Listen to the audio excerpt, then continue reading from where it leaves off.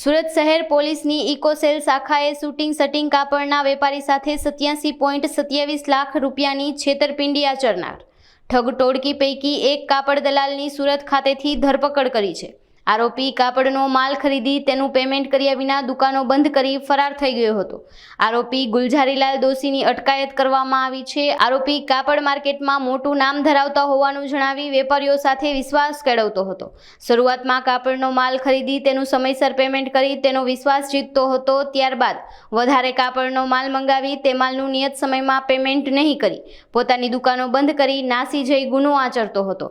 ટોળકીના અન્ય સભ્યોને ઝડપી પાડવા પોલીસે કાર્યવાહી હાથ ધરી છે। ટેક્સટાઇલ સિટી તરીકે ભારતમાં પ્રખ્યાત છે, જે અનુસંધાને વેપારીઓ જે સુરતમાં વેપાર કરે છે તેઓની સાથે ઘણી વખત અમુક અસામાજિક તત્વો, અમુક ક્રિમિનલ છેતરપિંડી કરવાના ઈરાદાથી વેપારી તરીકે આવી અને માલ મેળવી અને પૈસા પરત નથી કરતા એવા બનાવો બનતા હોય છે।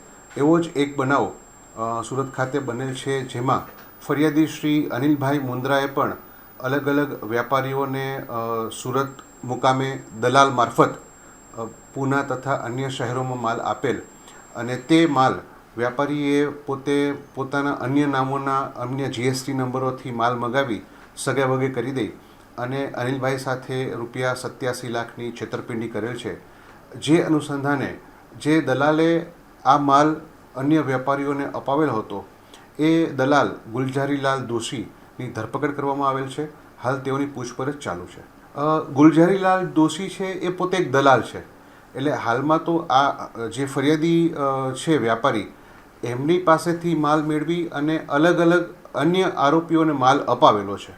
આ લોકોની એમાં એવું છે કે શરૂઆતમાં પોતે થોડો માલ વેપારી પાસેથી મેળવી અને તેનું સમયસર સમય મર્યાદામાં પૂરેપૂરું પેમેન્ટ ચૂકવી આપે અને ત્યારબાદ વેપારી વિશ્વાસમાં આવી જાય પછી ખૂબ જ મોટી રકમનો માલ મેળવી અને ત્યારબાદ છેતરપિંડી કરી અને નાસી જતા હોય છે। હાલ તો આ એક જ વેપારી આરોપીઓ દ્વારા જે છેતરપિંડી કરવામાં આવી છે એ એક વેપારી અમારા ધ્યાન ઉપર આવેલ છે અને તેઓની ફરિયાદ લેવામાં આવેલ છે।